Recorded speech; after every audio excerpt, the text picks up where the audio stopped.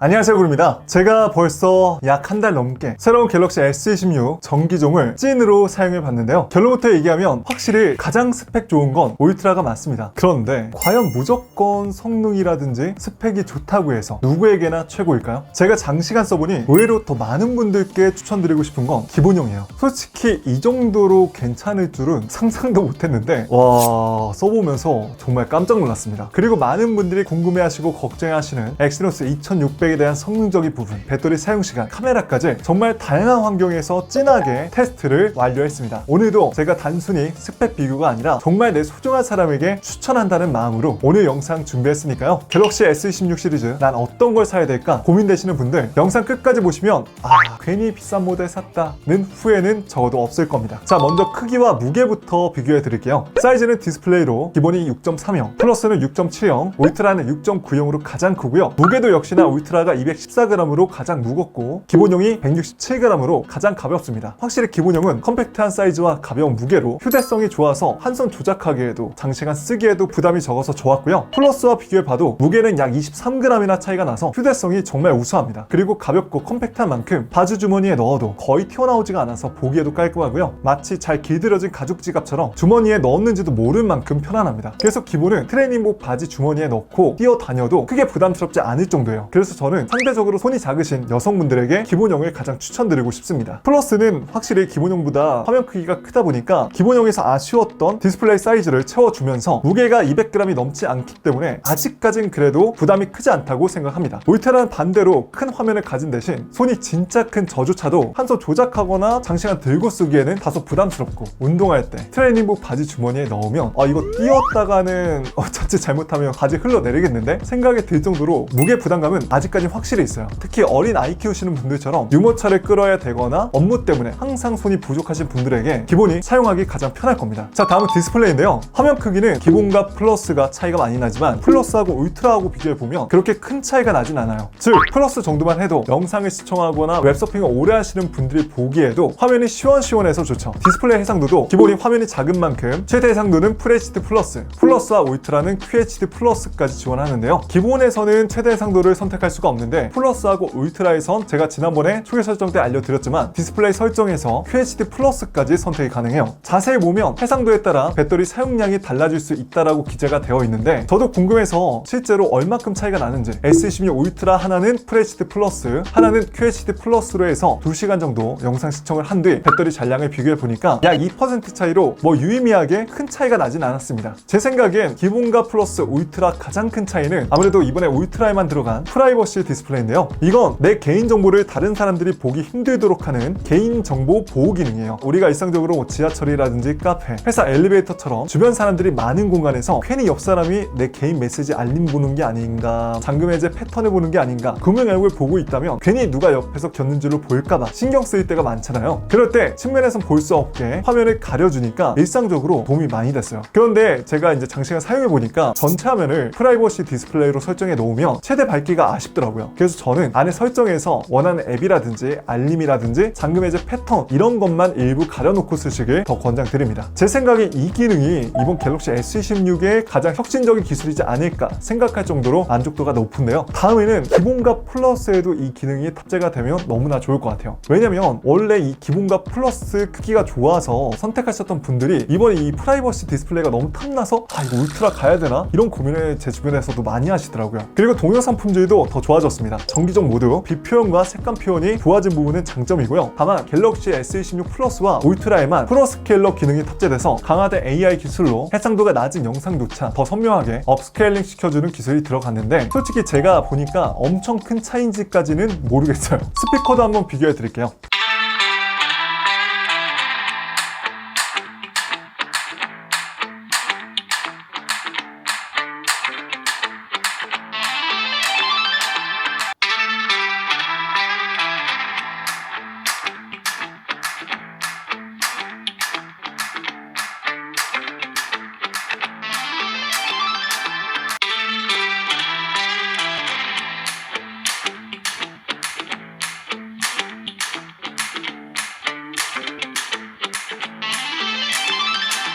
세 가지 모두 스피커 품질은 매우 우수했는데요. 다만 제가 듣기에는 확실히 기본보다 플러스나 울트라의 사운드가 훨씬 더 좋았습니다. 왜 우리 사람도 울림통이 큰, 특히 성악하시는 분들의 소리를 들어보면 확실히 그 사운드 볼륨이 좀 다르잖아요. S26 시리즈도 전기종 모두 돌비 애트모스가 들어가 있고 듀얼 스테레오 스피커는 똑같은데 확실히 물리적인 가로폭이 좀 더 넓은 플러스나 울트라가 더 좌우 분리감이라든지 사운드가 좋게 느껴졌어요. 자, 다음은 카메라인데요. 카메라는 기본과 플러스 똑같이 후면은 기본 광각, 초광각 망원 렌즈가 탑재되어 있고 울트라는 50메가픽셀, 10메가픽셀 망원 카메라까지 들어가 있어서 더 멀리 있는 피사체를 훨씬 더 선명하게 찍을 수가 있죠. 이게 울트라가 가진 카메라의 가장 큰 차별점이자 특장점이라고 이해하시면 됩니다. 확실히 비교해보니까 차이가 엄청 심하죠.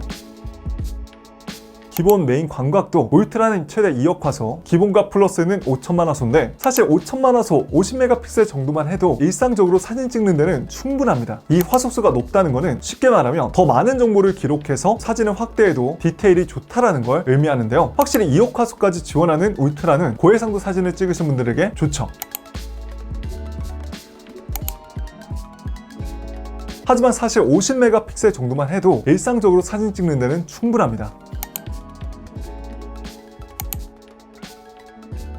그리고 진짜 데일리로 찍으신다면 기본 12메가픽셀로만 찍어도 충분히 사진 품질은 괜찮기 때문에 저 같은 경우에는 어디 여행 가서 흔하게 보기 힘든 풍경을 찍을 때나 확대해서 쓰기 위한 고해상도 사진이 필요할 때만 50메가픽셀 2억 화소로 찍기를 권장드려요. 아무래도 이게 용량이 좀 무거운 게 있어서 카톡으로 전송하는 것도 쾌적하지 않기 때문에 오히려 불편하다고 느끼실 수도 있습니다. 그리고 초광각도 좀 차이가 있는데요. 울트라가 기본과 플러스보다 초광각 화소수가 좋은 만큼 여러 개의 픽셀을 하나로 묶어서 빛을 받아들이는 성능을 높일 수가 있기 때문에 어두운 저조도 환경에서 노이즈가 적고 선명한 초광각 사진을 얻기에도 유리합니다. 다만 전면 셀피는 셋 다 동일하기 때문에 셀피 위주로 선택하신다면 사실 어떤 모델을 선택하셔도 상관없어요. 저는 개인적으로 최신 아이폰, 갤럭시 둘 다 쓰면서 갤럭시의 가장 큰 장점이 기본 카메라 셀피 품질이 좋다는 겁니다. 확실히 비교해보니까 인물도 더 이쁘게 나오고 피부도 좀 더 깔끔하죠. 그 이유에 대해선 제가 다음 시간 최신 아이폰 17 프로맥스와 S26 울트라를 비교하는 영상에서 제대로 알려드릴 테니까요. 궁금하신 분들은 구독과 알람 설정하시고 영상 놓치지 마세요. 그리고 이번에 들어간 신기능 중 또 화제가 됐던 슈퍼스테디 평 잠금 기능은 전기종 모두 다 똑같이 들어가 있습니다. 이건 이미 많은 크리에이터 분들이 쇼트로 제작해서 보여줬기 때문에 한 번쯤은 와 이거 되게 신기하다라고 보신 적이 있을 수 있어요. 이건 이렇게 동영상 촬영할 때 심하게 핸드폰을 회전해도 항상 수평이 유지된 상태로 촬영할 수 있도록 도와주는 액션캠 모드라고 보시면 되는데요. 진짜 저도 보면서 이 정도까지 된다고? 지금 봐도 너무 신기합니다. 아니 이러면 액션캠 회사들은 어쩌라고요. 이거 개발하신 개발자분들 진짜 고생 많으셨어요. 정말 대단합니다.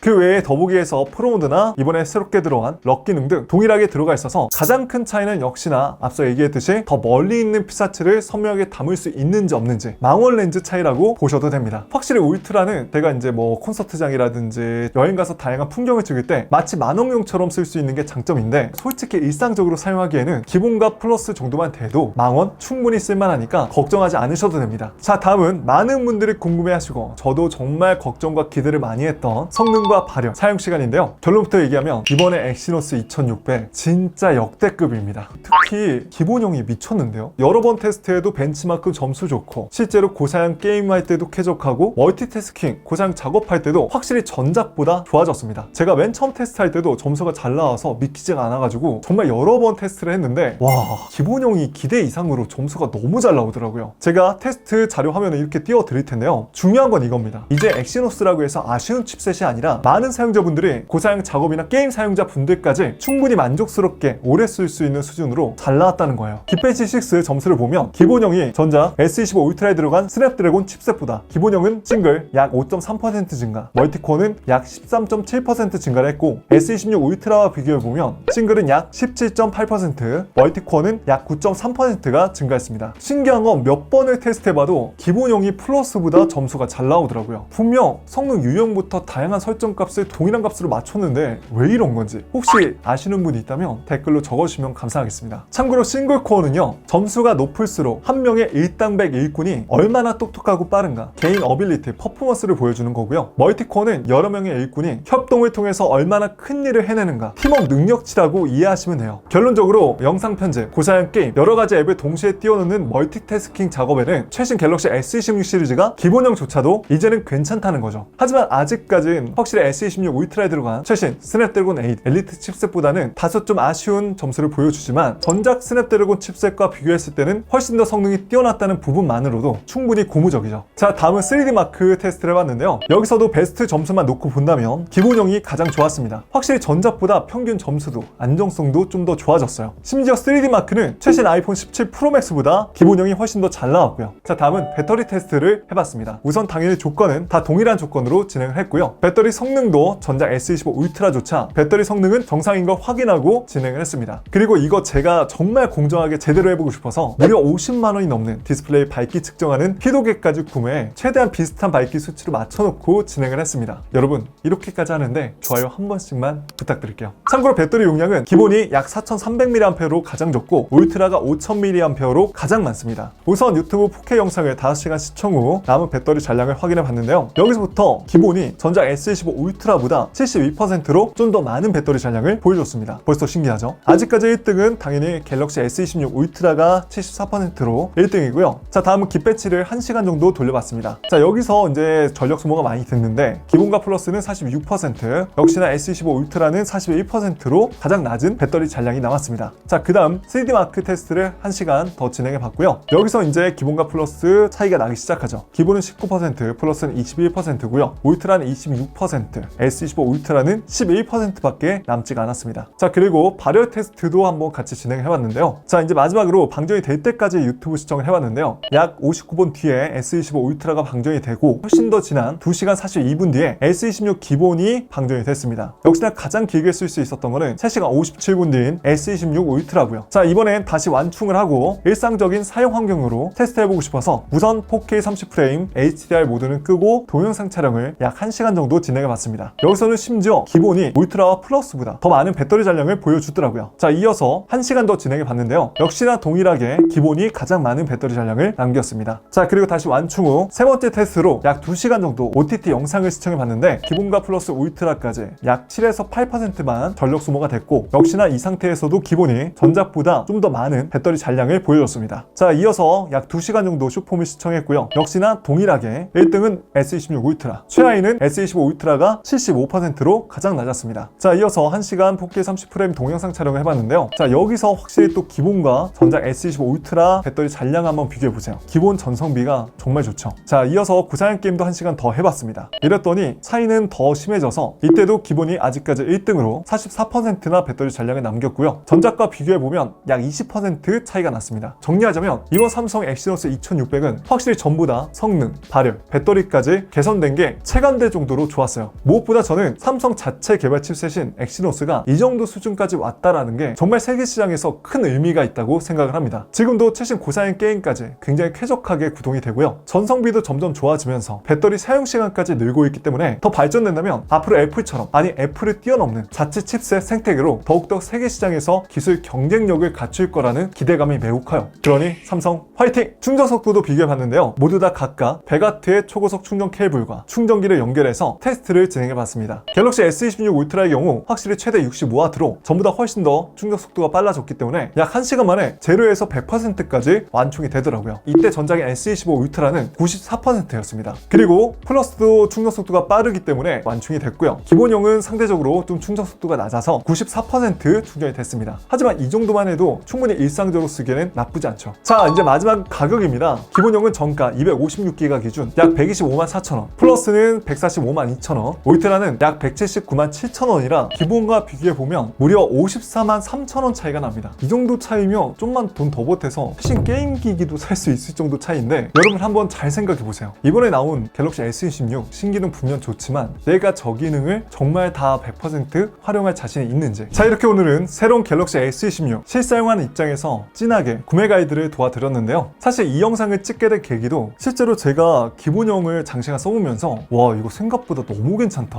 이제 킹시노스 되나? 생각이 들어서 계획하게 됐습니다. 그렇기 때문에 휴대성, 컴팩트한 사이즈를 원하면서 고성능의 게임과 작업도 가능하고 배터리 사용시간까지 긴 스마트폰이 찾으신다면 이번에 기본형이 매우 만족감이 높을 거라고 생각을 하고 있어요. 플러스의 경우에는 기본보다 훨씬 더 큰 화면에 배터리 용량까지 넉넉하게 들어가 있어 장시간 사용자분들에게 확실히 유리하지만 솔직히 제가 느끼기에는 이 셋 중에서 가장 좀 애매한 포지션이지 않나 라고 생각합니다. 왜냐면 앞서 얘기했듯이 울트라하고 비교해봤을 봤을 때 화면 크기 차이가 별로 크게 나지 않고 배터리 용량도 이 정도 차이와 무게면 솔직히 조금 더 화면 크고 조금 더 배터리 용량 많은 최신 기능까지 다 들어간 울트라 사는 게 낫지 않나? 전 쓰면서도 자꾸 되더라고요. 그래서 만약 이 셋 중 2개만 추천한다면 저는 아예 컴팩트한 사이즈와 휴대성을 중시하는 기본형으로 가시거나 아예 끝판왕인 울트라를 구매하시길 추천드립니다. 자, 여러분이라면 이 셋 중 어느 제품을 선택하실 건가요? 여러분들의 소중한 의견 댓글로 적어주시면 감사하겠습니다. 또 최신 S26 사용자분들이 계신다면 댓글로 여러분들의 소중한 후기도 하나 부탁드립니다. 아마 최신 갤럭시 S26 살까 말까 고민되시는 분들에게 큰 도움이 될 거예요. 자, 그럼 이만 저는 여기서 인사드릴 거고요. 오늘 영상도 도움이 되셨다면 좋아요 한 번씩만 눌러주세요. 앞으로도 저는 이렇게 삶에 유용한 꿀템과 제품의 핵심, 남들은 모르는 꿀팁만 전수해 드릴 테니까요. 오늘 저 처음 보신 분들은 구독과 알람 설정하시고 영상 놓치지 마세요. 지금까지 전 곤이었습니다. 긴 영상 끝까지 시청해 주셔서 고맙습니다.